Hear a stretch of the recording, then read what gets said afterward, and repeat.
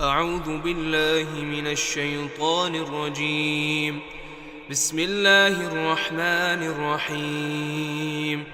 فمن أظلم ممن كذب على الله وكذب بالصدق إذ جاءه أليس في جهنم مثوى للكافرين والذي جاء بالصدق وصدق به أولئك هم المتقون لهم ما يشاءون عند ربهم ذلك جزاء المحسنين ليكفر الله عنهم أسوأ الذي عملوا ويجزيهم أجرهم بأحسن الذي كانوا يعملون أليس الله بكاف عبده ويخوفونك بالذين من دونه ومن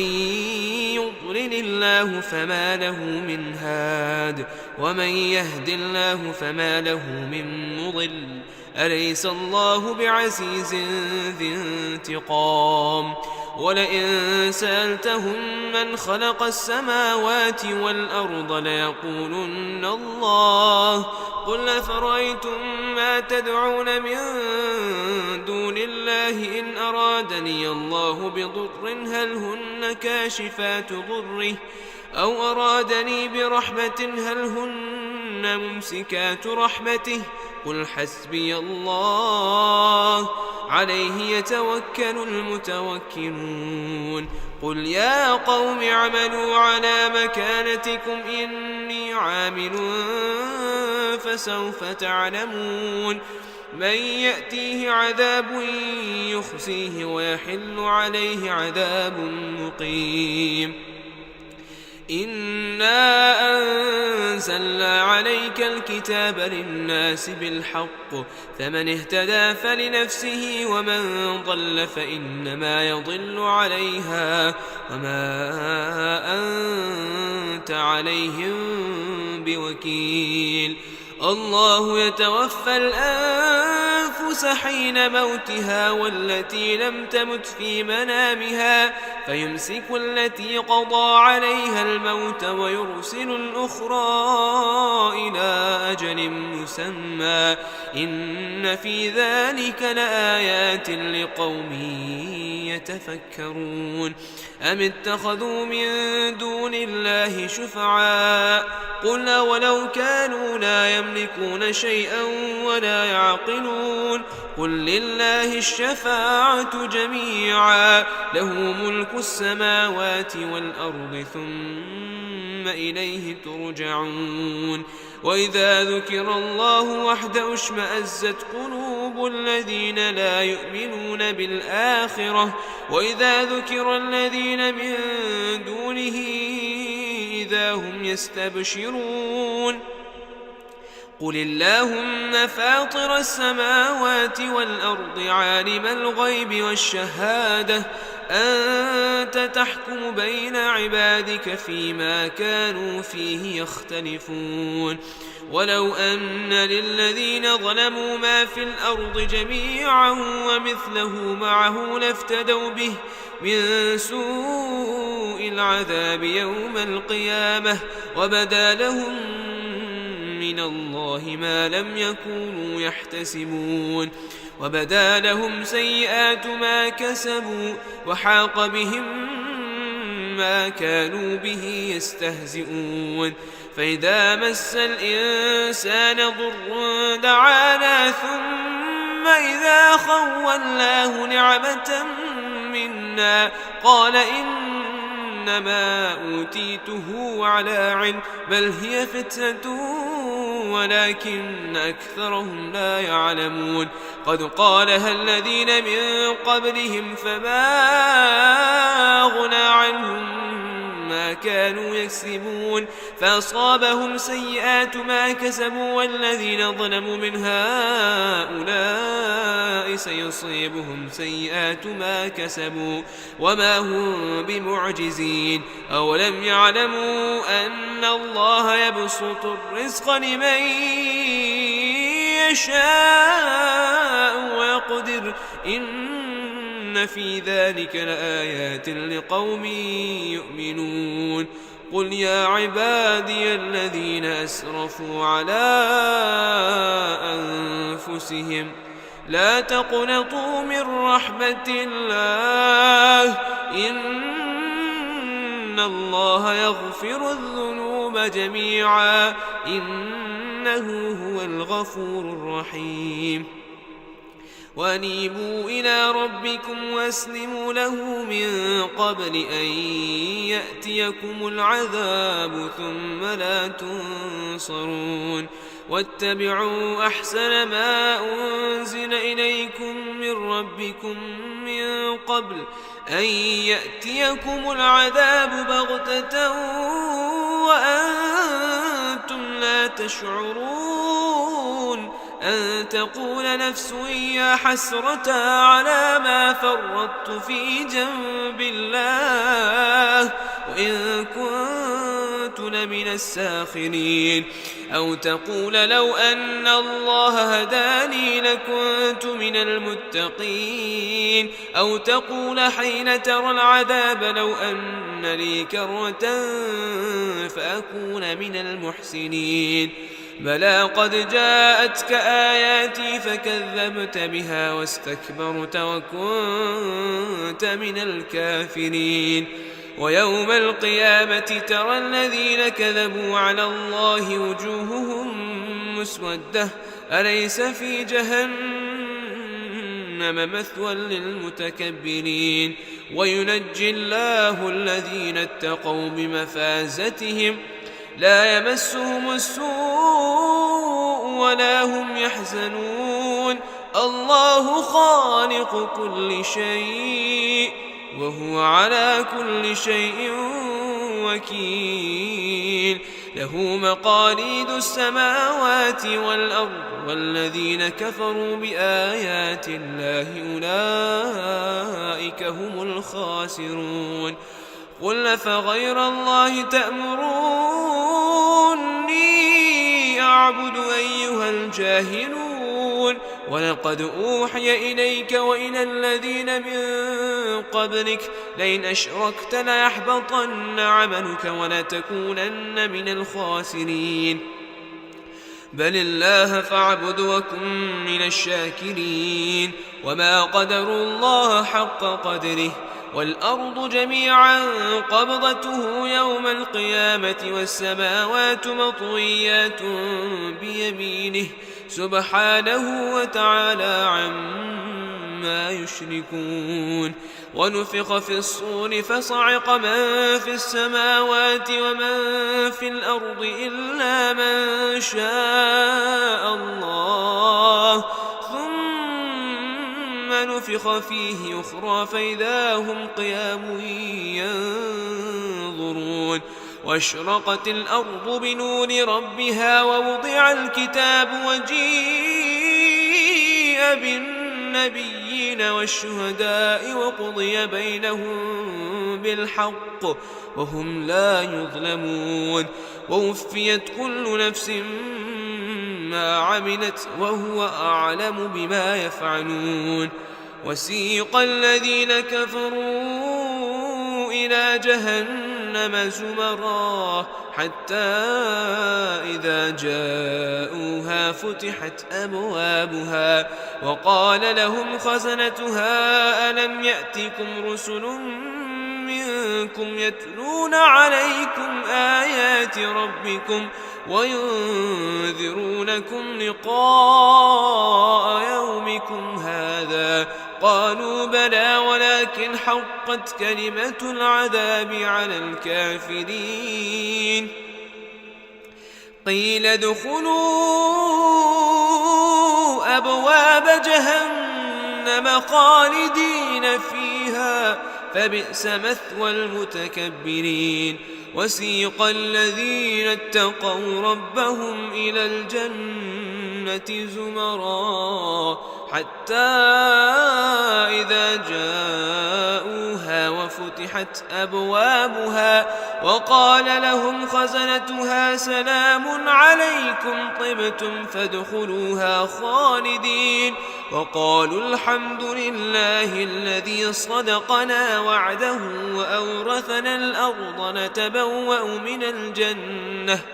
نتبوأ من الجنة حيث نشاء فنعم أجر العاملين وترى الملائكة حافين من حول العرش يسبحون بحمد ربهم وقضي بينهم بالحق وقيل الحمد لله رب العالمين. بسم الله الرحمن الرحيم. حميم. تنزيل الكتاب من الله العزيز العليم. غافر الذنب وقابل التوب شديد العقاب ذي الطول لا إله إلا هو إليه المصير. ما يجادل في آيات الله إلا الذين كفروا فلا يغرك تقلبهم في البلاد. كذبت قبلهم قوم نوح والأحزاب من بعدهم وهمت كل أمة برسولهم ليأخذوه وجادلوا بالباطل ليدحضوا به الحق فأخذتهم فكيف كان عقاب. وكذلك حقت كلمة ربك على الذين كفروا أنهم أصحاب النار الذين يحملون العرش ومن حوله يسبحون بحمد ربهم ويؤمنون به ويستغفرون للذين آمنوا ربنا وسعت كل شيء رحمة وعلما فاغفر للذين تابوا واتبعوا سبيلك وقهم عذاب الجحيم. ربنا وادخلهم جنات عدن التي وعدتهم ومن صلح من آبائهم وأزواجهم وذرياتهم إنك أنت العزيز الحكيم. وقهم السيئات ومن تق السيئات يومئذ فقد رحمته وذلك هو الفوز العظيم. إن الذين كفروا ينادون لمقت الله أكبر من مقتكم أنفسكم إذ تدعون إلى الإيمان فتكفرون. قالوا ربنا أمتنا اثنتين وأحييتنا اثنتين فاعترفنا بذنوبنا فهل إلى خروج من سبيل. ذلكم بأنه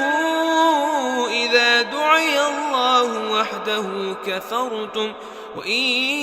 يشرك به تؤمنوا فالحكم لله العلي الكبير. هو الذي يريكم آياته وينزل لكم من السماء رزقا وما يتذكر إلا من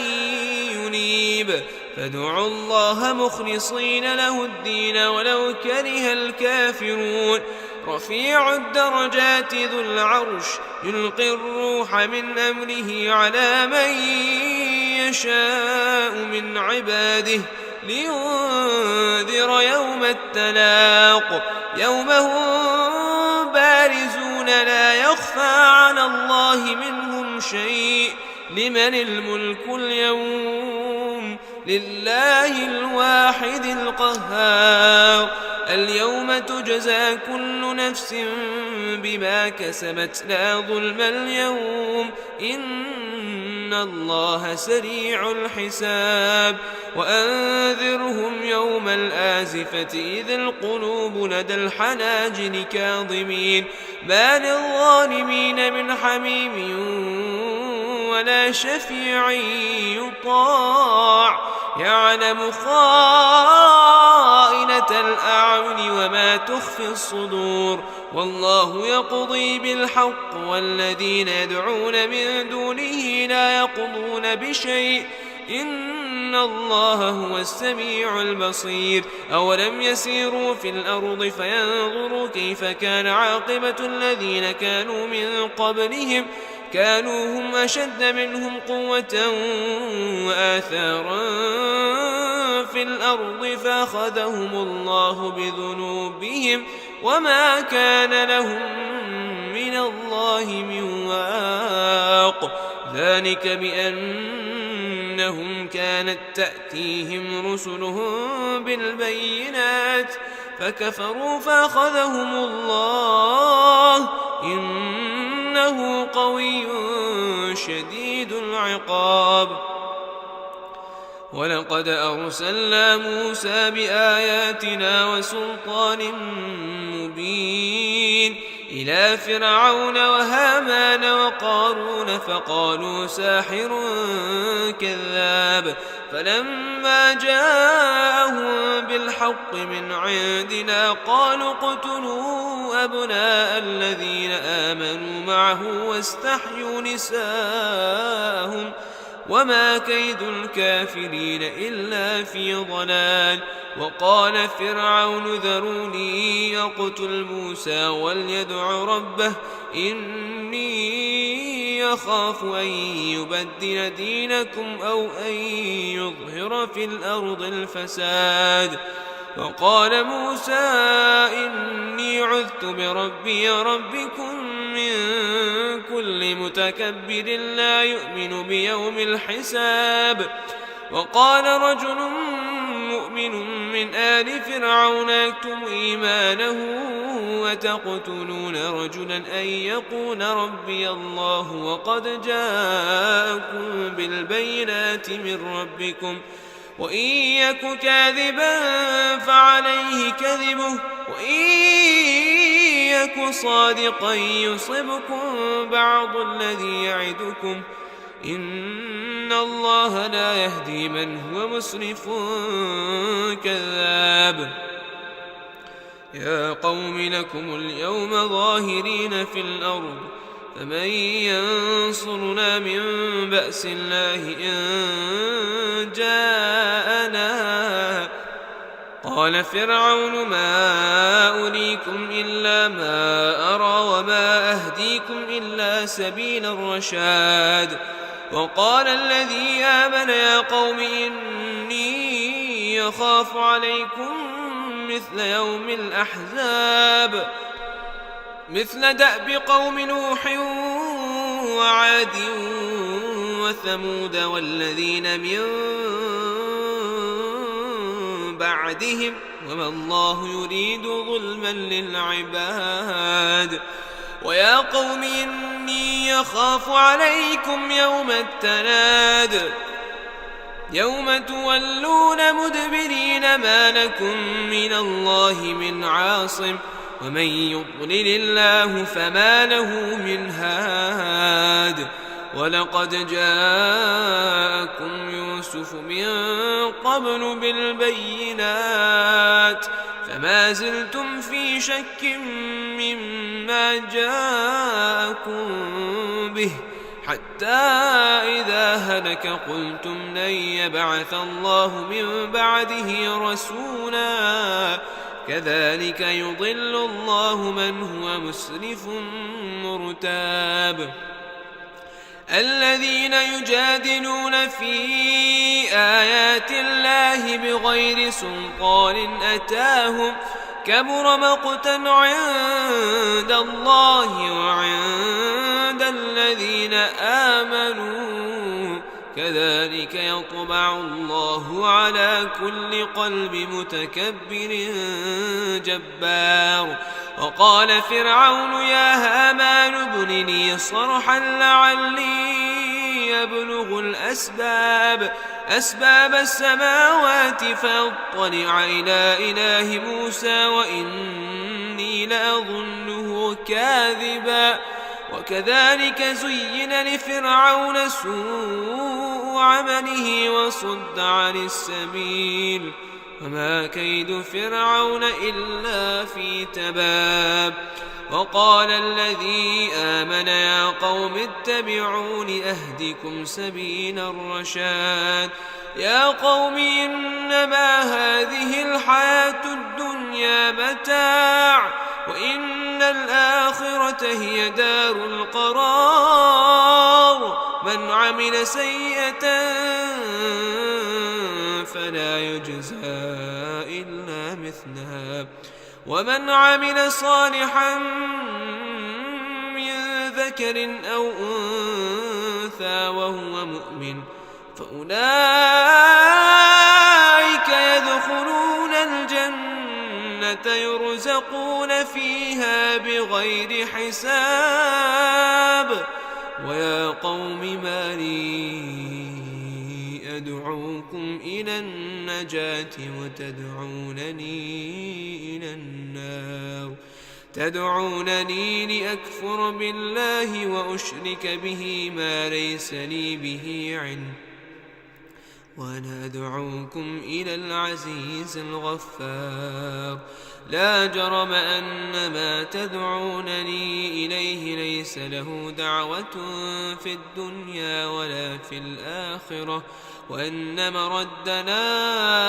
إلى الله وأن المسرفين هم أصحاب النار. فستذكرون ما أقول لكم وأفوض أمري إلى الله إن الله بصير بالعباد.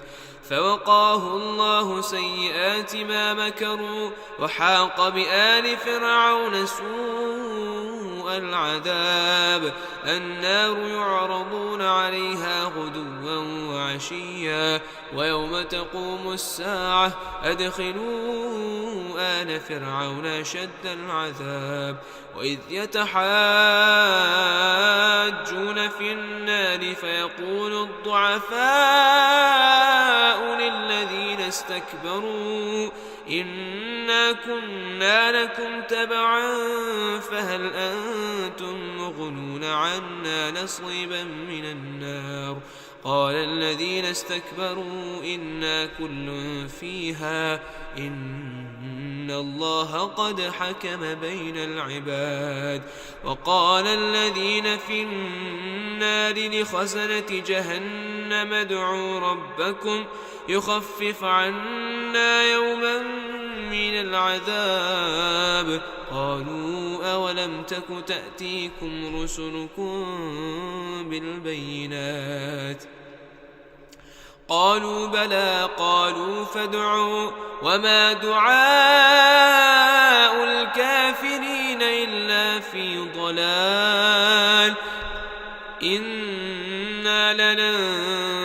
لننصر رسلنا والذين آمنوا في الحياة الدنيا ويوم يقوم الأشهاد يوم لا ينفع الظالمين معذرتهم ولهم اللعنة ولهم سوء الدار.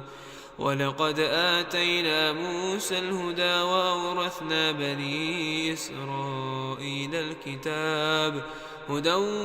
وذكرى لأولي الألباب. فاصبر إن وعد الله حق واستغفر لذنبك وسبح بحمد ربك بالعشي والإبكار. إن الذين يجادلون في آيات الله بغير سلطان أتاهم إن في صدورهم إلا كبر ما هم ببالغيه فاستعذ بالله إنه هو السميع العليم. لخلق السماوات والأرض أكبر من خلق الناس ولكن أكثر الناس لا يعلمون. وما يستوي الأعمى والبصير والذين آمنوا وعملوا الصالحات ولا المسيء قليلا ما تتذكرون. إن الساعة لآتية لا ريب فيها ولكن أكثر الناس لا يؤمنون وقال ربكم ادعوني يستجب لكم إن الذين يستكبرون عن عبادتي سيدخلون جهنم داخلين الله الذي جعل لكم الليل لتسكنوا فيه والنهار مبصرا إن الله لذو فضل على الناس ولكن أكثر الناس لا يشكرون ذلكم الله ربكم خالق كل شيء لا إله إلا هو فأنى تؤفكون كذلك يؤفك الذين كانوا بآيات الله يجحدون الله الذي جعل لكم الأرض قرارا والسماء بناء وصوركم فأحسن صوركم ورزقكم من الطيبات ذلكم الله ربكم فتبارك الله رب العالمين هو الحي لا إله إلا هو فادعوه مخلصين له الدين الحمد لله رب العالمين قل إني نهيت أن أعبد الذين تدعون من دون الله لما جاءني البينات من ربي وأمرت أن أسلم لرب العالمين هو الذي خلقكم من تراب ثم من نطفة ثم من علقة ثم يخرجكم طفلا ثم لتبلغوا أشدكم ثم لتكونوا شيوخا ومنكم من يتوفى من قبل ولتبلغوا أجلا مسمى ولعلكم تعقلون هو الذي يحيي ويميت فإذا قضى أمرا فإنما يقول له كن فيكون ألم تر إلى الذين يجادلون في آيات الله أنى يصرفون الذين كذبوا بالكتاب وبما أرسلنا به رسلنا فسوف يعلمون إذ الأغلال في أعناقهم والسلاسل يسحبون في الحميم ثم في النار يسجرون ثم قيل لهم أين ما كنتم تشركون من دون الله قالوا ضلوا عنا بل لم نكن ندعو من قبل شيئا كذلك يضل الله الكافرين ذلكم بما كنتم تفرحون في الأرض بغير الحق وبما كنتم تمرحون ادخلوا أبواب جهنم خالدين فيها فبئس مثوى المتكبرين فاصبر إن وعد الله حق فإما نرينك بعض الذي نعدهم أو نتوفينك فإلينا يرجعون ولقد أرسلنا رسلا من قبلك منهم من قصصنا عليك ومنهم من لم نقصص عليك وما كان لرسول أن يأتي بآية إلا بإذن الله فإذا جاء أمر الله قضي بالحق وخسر هنالك المبطلون الله الذي جعل لكم الأنعام لتركبوا منها ومنها تأكلون ولكم فيها منافع ولتبلغوا عليها حاجة في صدوركم وعليها وعلى الفلك تحملون ويريكم آياته فأي آيات الله تنكرون أفلم يسيروا في الأرض فينظروا كيف كان عاقبة الذين من قبلهم كانوا أكثر منهم وأشد قوة وآثارا في الأرض فما أغنى عنهم ما كانوا يكسبون فلما جاءتهم رسلهم بالبينات فرحوا بما عندهم من العلم وحاق بهم ما كانوا به يستهزئون فلما رأوا بأسنا قالوا آمنا بالله وحده وكفرنا بما كنا به مشركين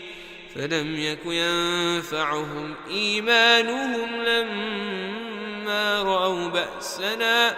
سنة الله التي قد خلت في عباده وخسر هنالك الكافرون. بسم الله الرحمن الرحيم. حميم. تنزيل من الرحمن الرحيم. كتاب فصلت آياته قرآنا عربيا لقوم يعلمون بشيرا ونذيرا فأعرض أكثرهم فهم لا يسمعون وقالوا قلوبنا في أكنة مما تدعونا إليه وفي آذاننا وقر ومن بيننا وبينك حجاب فاعمل إننا عاملون. قل إنما أنا بشر مثلكم يوحى إلي أنما إلهكم إله واحد فاستقيموا إليه واستغفروه وويل للمشركين الذين لا يؤتون الزكاة وهم بالآخرة هم كافرون. إن الذين آمنوا وعملوا الصالحات لهم أجر غير ممنون. قل أئنكم لتكفرون بالذي خلق الأرض في يومين وتجعلون له أندادا ذلك رب العالمين. وجعل فيها رواسي من فوقها وبارك فيها وقدر فيها أقواتها في 4 أيام سواء للسائلين. ثم استوى إلى السماء وهي دخان فقال لها وللأرض ائتيا طوعا أو كرها قالتا أتينا طائعين فقضاهن 7 سماوات في يومين وأوحى في كل سماء أمرها وزينا السماء الدنيا بمصابيح وحفظا ذلك تقدير العزيز العليم. فإن أعرضوا فقل أنذرتكم صاعقة مثل صاعقة عاد وثمود إذ جاءتهم الرسل من بين أيديهم ومن خلفهم ألا تعبدوا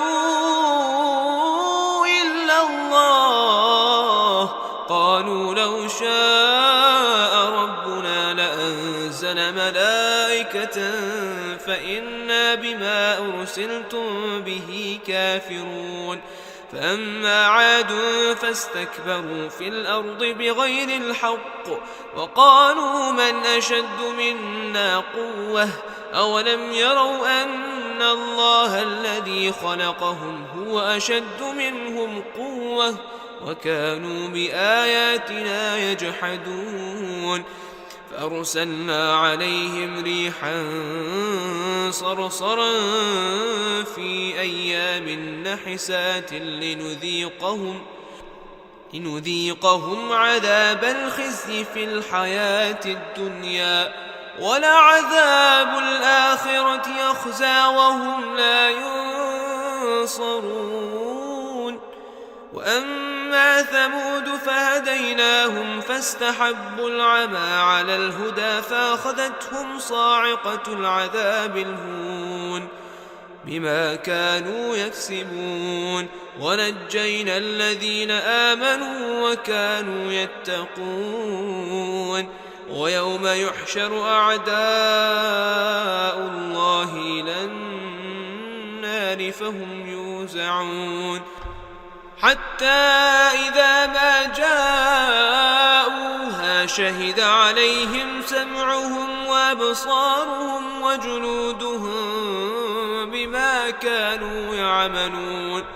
وقالوا لجلودهم لم شهدتم علينا قالوا أنطقنا الله الذي أنطق كل شيء وهو خلقكم أول مرة وإليه ترجعون وما كنتم تستترون أن يشهد عليكم سمعكم ولا أبصاركم ولا جلودكم ولكن ظننتم أن الله لا يعلم كثيرا مما تعملون وذلكم ظنكم الذي ظننتم بربكم أرداكم فأصبحتم من الخاسرين فإن يصبروا فالنار مثوى لهم وإن يستعتبوا فما هم من المعتبين وقيضنا لهم قرناء فزينوا لهم ما بين أيديهم وما خلفهم وحق عليهم القول في قد خلت من قبلهم من الجن والإنس إنهم كانوا خاسرين وقال الذين كفروا لا تسمعوا لهذا القرآن والغوا فيه لعلكم تغلبون فلنذيقن الذين كفروا عذابا شديدا ولنجزينهم أسوأ الذي كانوا يعملون ذلك جزاء أعداء الله النار لهم فيها دار الخلد جزاء بما كانوا بآياتنا يجحدون وقال الذين كفروا ربنا أرنا الذين يضلانا من الجن والإنس نجعلهما تحت أقدامنا ليكونا من الأسفلين إن الذين قالوا ربنا الله ثم استقاموا تتنزل عليهم الملائكة ألا تخافوا ولا تحزنوا وابشروا بالجنة التي كنتم توعدون نحن أولياؤكم في الحياة الدنيا وفي الآخرة ولكم فيها ما تشتهي أنفسكم ولكم فيها ما تدعون نزلا من غفور رحيم ومن أحسن قولا ممن دعا إلى الله وعمل صالحا وقال إنني من المسلمين ولا تستوي الحسنة ولا السيئة ادفع بالتي هي أحسن فإذا الذي بينك وبينه عداوة كأنه ولي حميم وما يلقاها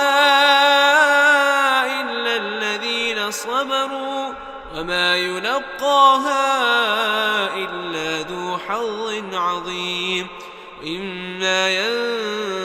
ينزغنك من الشيطان نزغ فاستعذ بالله إنه هو السميع العليم ومن آياته الليل والنهار والشمس والقمر لا تسجدوا للشمس ولا للقمر واسجدوا لله الذي خلقهن إن كنتم إياه تعبدون فإن استكبروا فالذين عند ربك يسبحون له بالليل والنهار وهم لا يسأمون ومن آياته أنك ترى الأرض خاشعة فإذا أنزلنا عليها الماء اهتزت وربت إن الذي أحياها لمحيي الموتى إنه على كل شيء قدير إن الذين يلحدون في آياتنا لا يخفون علينا أفمن يلقى في النار خير أم من يأتي آمنا يوم القيامة اعملوا ما شئتم إنه بما تعملون بصير إن الذين كفروا بالذكر لما جاءهم إنه لكتاب عزيز لا يأتيه الباطل من بين يديه ولا من خلفه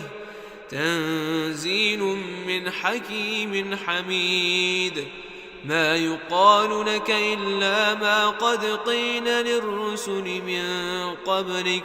إن ربك لذو مغفرة وذو عقاب أليم ولو جعلناه قرآنا أعجميا لقالوا لولا فصلت آياته أأعجمي وعربي قل هو للذين آمنوا هدى وشفاء والذين لا يؤمنون في آذانهم وقر وهو عليهم عمى أولئك ينادون من مكان بعيد ولقد آتينا موسى الكتاب فاختلف فيه ولولا كلمة سبقت من ربك لقضي بينهم وإنهم لفي شك منه مريب من عمل صالحا فلنفسه ومن أساء فعليها وما ربك بظلام للعبيد